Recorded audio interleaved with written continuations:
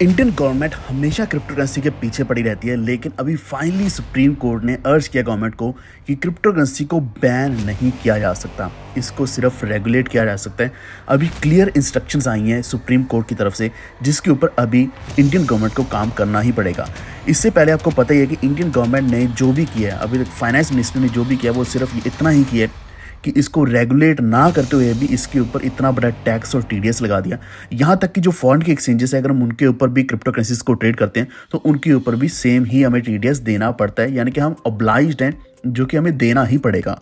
लेकिन वहीं अगर हम बाकी कंट्रीज़ की बात करें, जैसे कि दुबई का वारा है, तो वहाँ पे रेगुलेशंस को बहुत ज़्यादा ध्यान में रखा जाता है, यानी कि वहाँ पे न्यू रूल्स आए हैं, जिससे क्या है कि सारी एक्सचेंजेस को कंप्लाई करने की भी ज़रूरत पड़ रही है, और ये उनको सपोर्टिव इकोसिस्टम भी देते हैं ताकि ईजिली एक्सचेंजेस रन कर पाएँ।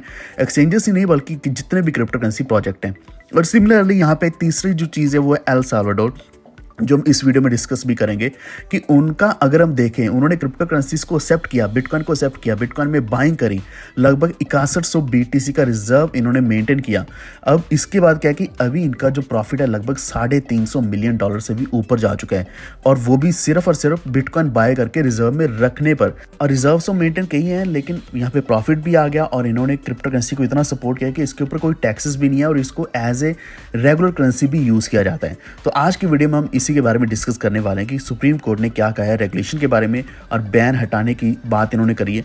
तो वीडियो पूरा देखते रहना। चैनल पर पहली बार आए तो प्लीज़ सब्सक्राइब करके बेल आइकन दबा लीजिए, और इसी के साथ टेलीग्राम जरूर ज्वाइन कर लेना, जहाँ पे हम सारी अपडेट्स डालते हैं। तो आपको पता ही होगा कि जब भी बिटकॉइन ऊपर जाता है, क्रिप्टो करेंसीज मार्केट जो है ओवरऑल मार्केट कैप बढ़ना शुरू होता है, ऑल्ट कॉइन्स अच्छा प्रॉफिट देना शुरू करते हैं, तब हमेशा जो इंडियन गवर्नमेंट है या फिर इंडियन का जो टैक्सेशन सिस्टम है और भी ज़्यादा स्ट्रिक्ट हो जाता है, फाइनेंस मिनिस्ट्री और भी ज़्यादा स्ट्रिक्ट हो जाते हैं। यानी कि उनको ये लगता है कि यहाँ पे बहुत ज़्यादा अर्निंग करी जा रही है लोगों के द्वारा, कि बहुत बड़ी यहाँ पे बाइंग आ रही है, प्रॉफिट्स बनाए जा रहे हैं, लेकिन इनको एक्चुअल में नहीं पता कि क्या प्रॉफिट बन रहे हैं। क्योंकि जो 2019-20 की बात करें तो उसके बाद धीरे धीरे इन्होंने रिस्ट्रिक्शंस बढ़ानी शुरू करी, टैक्स 30% कर दिया, 1% टीडीएस कर दिया पर ट्रेड के ऊपर, जिसकी वजह से हमने ट्रेड करना ही बंद कर दिया। जिसकी वजह से जो इंडिया का ट्रेडिंग वॉल्यूम इतना बड़ा जो था इंडियन एक्सचेंजेस के ऊपर, वो बाहर के एक्सचेंजेस के ऊपर जाके भी इतना बड़ा नहीं रहा है। क्योंकि हमारा जो प्रॉफिट है वो अगर हम उसको निकालते हैं या फिर उसको यूज़ करना चाहते हैं, इंडियन बैंक्स में डालना चाहते हैं, तो हम इजीली नहीं कर सकते, क्योंकि उसके ऊपर 30% टैक्स देना ही पड़ेगा, जिसकी वजह से इंडिया का ट्रेडिंग वॉल्यूम हमेशा कम हो जाता है। और अभी वंस अगेन जैसे कि क्रिप्टो करेंसी मार्केट आप देख सकते हो बहुत अच्छा बूम कर रही है, बहुत अच्छे प्रॉफिट्स में है सभी ऑल्टकॉइन्स। लेकिन इन रियलिटी आज से हम 2-4 साल पहले की बात करें तो तब बहुत बड़े प्रॉफिट्स है एज़ कम्पेयर टू टुडे, क्योंकि सिर्फ बिटकॉइन ही इतना बड़ा ऊपर या फिर ऊपर गया है। बल्कि अगर हम बाकी कॉइन्स की बात करें, इथेरियम वगैरह हो गया, BNB सोलाना हो गया, तो इनमें कोई बहुत बड़ा ऐसा नहीं कि कोई बहुत ही बड़ा प्रॉफिट मिल गया, ये उतने ही नॉर्मल प्राइस के आसपास ही चल रहे हैं। पुराने कॉइन्स की बात करें, ट्रॉन है, कार्डानो है, एवलांच है या फिर XLM है, तो ये उसी प्राइस के आसपास ही ट्रेड कर रहे हैं। ऐसा नहीं कि इन्होंने कोई बहुत बड़ा प्रॉफिट दे दिया। लेकिन फिर भी गवर्नमेंट जब भी देखती है मार्केट ऊपर जा रही है तो उनका कंसर्न एक ही होता है कि किसी न किसी तरीके से क्रिप्टो करेंसीज को रिस्ट्रिक्ट कर दिया जाए, या फिर इसके ऊपर और भी ज़्यादा टैक्स लिया जाए, या फिर किसी न किसी तरीके से ट्रेडिंग को बैन कर दिया जाए। जिसकी वजह से अभी सुप्रीम कोर्ट ने इंटरवीन किया और गवर्नमेंट को बोला है कि आपको क्रिप्टो करेंसीज को रेगुलेट करना पड़ेगा। तो इंडिया की सुप्रीम कोर्ट ने क्वेश्चन किया है गवर्नमेंट को कि वो फेल क्यों हो रहे हैं, क्रिप्टो करेंसी को अभी तक रेगुलेट क्यों नहीं कर पाए हैं। इससे पहले प्रेसिडेंसी भी इन्होंने ली, G20 की, और बहुत कुछ डिस्कस किया, लेकिन अभी तक भी इन्होंने कुछ रेगुलेट नहीं किया। टैक्सेस ज़रूर लगाए हैं, और हमेशा बिटकॉइन में या फिर क्रिप्टो करेंसीज में यहाँ पे इन्वेस्ट करने से रोका जाता है, या फिर अवेयरनेस फैलाई जाती है इकोनॉमिक रिस्क का नाम लेकर। लेकिन रियलिटी ये है कि पहले जब क्रिप्टो करेंसीज में ट्रेडिंग ज़्यादा होती थी, जब कोई टैक्स या टीडीएस नहीं था, तो उस वक्त पे ट्रेडिंग वॉल्यूम भी था, प्रॉफिट्स भी बनते थे, और वही प्रॉफिट कहाँ पे खर्च होते थे, वो डायरेक्टली इंडिया के इकोनॉमी को ही ग्रोथ दिखाते थे, यानी कि उसी में हमें ग्रोथ देखने को मिलता था, GDP हमारा बढ़ जाता था। तो अभी यहाँ पे एक चीज़ जो सुप्रीम कोर्ट ने एक्सप्रेस की है, उनका कंसर्न ये है कि BTC की यूजेज, क्रिप्टो करेंसीज की यूजेज अभी भी उतनी ही है, यानी कि अभी भी बढ़ रही है, लेकिन रेगुलेट सही ढंग से ना किए जाने की वजह से क्या है कि यहाँ पे टैक्सेस की बात नहीं करी जा रही, ये अनरेगुलेटेड चल रहे हैं, यानी कि अगर यहाँ पे कोई बड़ी प्रॉब्लम आ जाती तो उसको कौन हैंडल करेगा? गवर्नमेंट नहीं हैंडल करती। और ये सेम चीज़ हम वजीरेक्स के ऊपर देख सकते हैं, ऑलरेडी हम उससे सफ़र कर रहे हैं। हमारा कितना बड़ा पैसा इसी इंडियन एक्सचेंज का, जो कि इंडिया में रजिस्टर्ड है और सिंगापुर में भी रजिस्टर्ड है, यहाँ पे लगभग 2 नाम से रजिस्ट्रेशन है, जेनमे और जेटाई के नाम से। और इसका जो लॉ सूट है वो चल रहे हैं सिंगापुर में, जो कि चलने चाहिए थे इंडिया में। यानी कि इंडिया में इसको अगर सॉल्व करने की कोशिश करी जाती तो इंडिया में शायद जल्दी सॉल्व भी हो जाता। और अगर हम सिंगापुर की बात करें तो आप देख सकते हैं कितना लंबा समय लग गया है और पैसा इन एक्सचेंज के पास अभी पड़ा है। एक्सचेंज के पास खुद के पास है, लेकिन फिर भी हमें नहीं दे रहा है या नहीं दे पा रहा है, सिर्फ ये बोल के कि उनको फॉलो करना पड़ेगा, कोर्ट की प्रोसीडिंग्स को फॉलो करना पड़ेगा। यही कारण है कि सुप्रीम कोर्ट का मानना यह है कि रेगुलेशंस हमारे इंडिया में ही होनी चाहिए।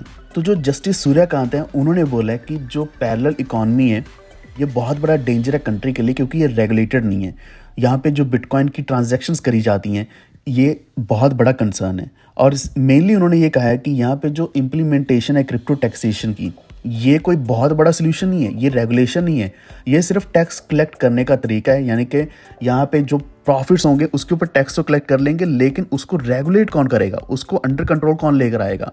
तो यहाँ पे जज ने बहुत क्लियरली एक चीज़ बोली है जो हम सभी के लिए अच्छी है। इन्होंने बोला कि if you can tax it at 30% and also please regulate it as you have recognised it by taxing it. यानी कि अगर आप टैक्सिंग के लिए इसको रिकॉग्नाइज कर सकते हैं तो क्या इसको रेगुलेट नहीं कर सकते? यानी कि आपको रिकॉग्नाइज करना ही है तो पहले रेगुलेट करना चाहिए।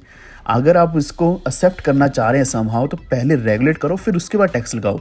लेकिन गवर्नमेंट ने क्या किया, इन्होंने सीधा टैक्स लगा दिया। तो यहाँ पे जो सीनियर लीगल ऑफिसर्स थे उन्होंने बोला कि वो इस इंस्ट्रक्शन को फॉलो करेंगे और क्रिप्टो करेंसी की रेगुलेशन बहुत जल्द आ जाएगी। तो फाइनली अगर इसको लेकर कोई भी स्टेप लिया जाता है, जो कि पास्ट में लिए जा रहे थे, लेकिन अभी कोई भी स्टेप लिया जाता है वो हमें पहले ही दिख जाता है कि ये कोई रियल स्टेप नहीं है या फिर रियलिटी में कुछ बड़ा नहीं होने वाला।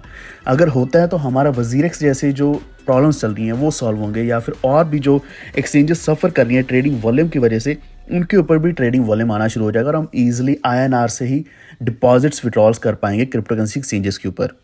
अब यहाँ पे अगर हम देखें तो ये स्ट्रिक्टली भी चल रहा है, जैसे कि 19 जून तक की डेडलाइन दी गई है दुबई के वारा के द्वारा। वारा का मतलब है वर्चुअल एसेट रेगुलेटरी अथॉरिटी, जो कि दुबई का खुद का है, जहाँ पे इन्होंने एक्सचेंजेस को रेगुलेट करने के ऊपर काम किया हुआ है और क्रिप्टो करेंसीज अलाउ करी हुई है। क्रिप्टो करेंसी को भी रेगुलेट सही ढंग से किया हुआ है, यानी कि यहाँ पे कोई रिस्ट्रिक्शन नहीं है, खुल के ट्रेडिंग भी होती है और जो क्रिप्टो प्रोजेक्ट्स नए आते हैं उनको पूरा खुल के सपोर्ट भी मिलता है।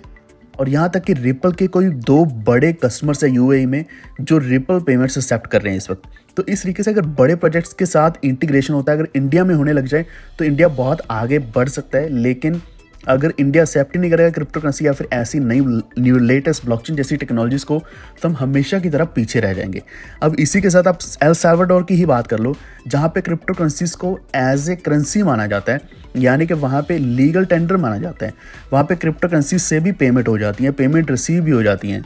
तो वहाँ पे उन्होंने $350 मिलियन प्लस का रेवेन्यू भी जनरेट कर लिया। इनफैक्ट आई मीन टू से प्रॉफिट भी जनरेट कर लिया, जो कि अगर बिटकॉइन का एक्चुअल वैल्यू देखें ग्रोथ के बाद $644 मिलियन के आसपास बन रहा है। तो अभी इन्होंने 124% का पोर्टफोलियो ग्रोथ देखा है एल साल्वाडोर में। तो अभी एल साल्वाडोर क्या कर रहा है कि डेली एक BTC बाय कर रहा है, जिससे क्या है कि अभी इन्होंने 6100 BTC इकट्ठे कर लिए हैं। तो आप देख सकते हैं इन कंट्रीज में किस तरीके से ग्रोथ आ रहा है। यहाँ तक कि एल साल्वाडोर जैसी कंट्री भी बहुत पिछड़ी हुई कंट्री है, लेकिन अभी क्रिप्टो करेंसी की वजह से, ब्लॉकचेन की वजह से बहुत आगे बढ़ रही है। तो आपका क्या मानना है इसके बारे में, एक बार नीचे कमेंट करके ज़रूर बताना। नेक्स्ट वीडियो आपको किस कॉइन या प्रोजेक्ट के रिलेटेड चाहिए या एक्सचेंज के रिलेटेड चाहिए, जैसे कि वजीरेक्स, उसके ऊपर मैं जल्दी वीडियो लेकर आऊँगा। प्लीज़ इस वीडियो को लाइक एंड शेयर जरूर कर दें और हमारे चैनल को सब्सक्राइब करके बेल आइकन दबा लीजिए। Stay tuned, thank you.